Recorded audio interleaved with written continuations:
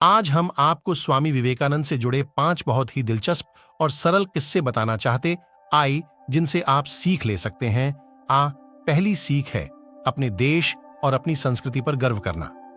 पश्चिमी देशों में 4 साल बिताने के बाद जब वर्ष 1896 में स्वामी विवेकानंद इंग्लैंड से भारत रवाना होने के लिए एक जहाज में बैठे तो एक व्यक्ति ने उनसे पूछा कि क्या उन्हें दुख नहीं हो रहा कि वो पश्चिमी देशों का आधुनिकवाद छोड़कर वापस उसी देश में लौट रहे हैं जहां पिछड़ेपन के सिवा कुछ नहीं, यानी एक आधुनिक देश को छोड़कर वापस उस देश में जा रहे हैं जो बहुत पिछड़ा हुआ है, यानी उनका अपना देश भारत।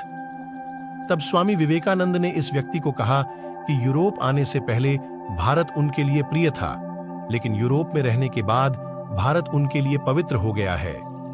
उस दौर में जब स्वामी विवेकानंद ने पश्चिमी देशों से लौटकर पहली बार भारत की भूमि पर कदम रखा, तब वो नीचे पड़ी मिट्टी को अपने शरीर पर लगा रहे थे और ये देखकर लोगों को लगा कि शायद वो पागल हो चुके हैं, ये व्यक्ति क्या कर रहा है। लेकिन सच ये था कि वो भारत की मिट्टी को अपने शरीर पर लगाकर खुद को पवित्र कर रहे थे, जिससे ये पता चलता है कि आधुनिक होने का मतलब और विदेश में रहने का मतलब ये बिल्कुल नहीं है कि आप अपने देश से नफरत करने लगे और उसमें कमियां ढूंढने लगे। देश की मिट्टी आपके लिए हमेशा पवित्र रहेगी। दूसरी सीख है इंसान की पहचान उसके कपड़ों से नहीं बल्कि उसके चरित्र और आचरण से होती है। स्वामी विवेकानंद जब अमेरिका के शिकागो में थे तब उनके गेरुआ वस्त्रों का लोगों ने बड़ा मजाक उड़ा है कि ये व्यक्ति कैसे कपड़े पहनकर यहाँ घूम रहा है अमेरिका में। और एक दिन जब वो एक सड़क से गुजर रहे थे तो उनके पीछे चल रही एक महिला ने एक व्यक्ति से ये कहा कि तुम्हें इस फकीर बाबा के कपड़े देखने चाहिए। स्वामी विवेकानंद ने सुन लिया और इस बात पर उन्होंने पलटकर इस महिला को जवाब दिया कि उनके देश में लोगों को कपड़ों से पहचाना जाता होगा, लेकिन वो जिस देश भारत से आते हैं वहां लोगों की पहचान उनके चरित्र और आचरण से होती है। हालांकि आज अगर आप हमारे देश में देखेंगे तो यहाँ भी लोगों की पहचान उनके चरित्र और आचरण से नहीं होती बल्कि उनके कपड़ों से होती है, और उनके कितने बड़े बंगलों में रहते हैं वो उससे होती है। उनके पास कौन सी गाड़ी है, किस ब्रांड के कपड़े पहनते हैं, इससे पहचान होती है।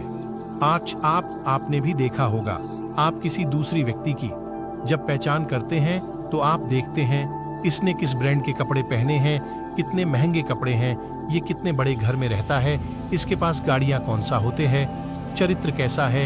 इसलिए जब भी किसी भी इंसान को आप आंके हैं तो उसके कपड़े देखकर और उसका पैसा देखकर नहीं, उसके चरित्र को देखकर उसे आंकना चाहिए। तीसरी सीख है धर्म का मतलब अंधविश्वास नहीं है। वर्ष 1891 में जब स्वामी विवेकानंद ट्रेन से अहमदाबाद जा रहे थे, उस दौरान पास में बैठा एक व्यक्ति धर्म में चमत्कार की शक्ति के बारे में बात कर रहा था, जिस पर स्वामी जी ने कहा है धर्म विश्वास करना सिखाता है और इसका चमत्कार से कोई लेना देना नहीं, यानी धर्म और चमत्कार अलग अलग हैं। जो लोग अहंकारी होते हैं वही चमत्कार की उम्मीद करते हैं, और ये बात आज भी बहुत प्रासंगिक है। आप खुद सोचिए चमत्कार का मतलब क्या है।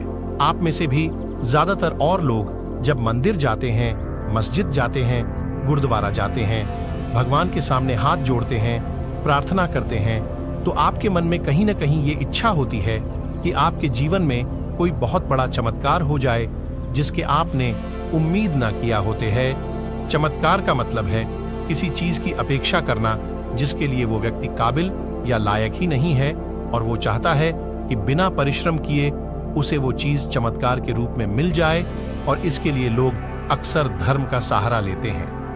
चौथी सीख है अनुशासन, जो आज के जमाने में विलुप्त होता जा रहे हैं। स्वामी विवेकानंद ने भारत भ्रमण किया और आध्यात्मिक गुरु के रूप में अमेरिका, यूरोप और इंग्लैंड को वेदांत और योग का सिद्धांत से जुड़ा।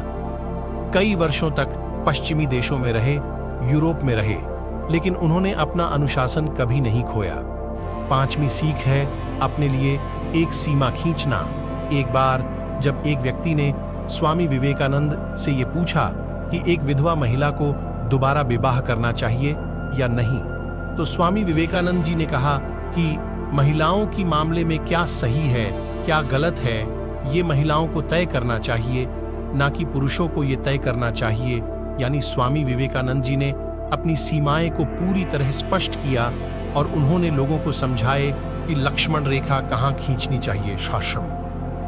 और सबसे बड़ी बात, आप उनसे सफलता के सही अर्थ को सीख सकते हैं। स्वामी विवेक हार और जीत को नहीं, बल्कि परिश्रम और प्रयास को सफलता मानते हैं।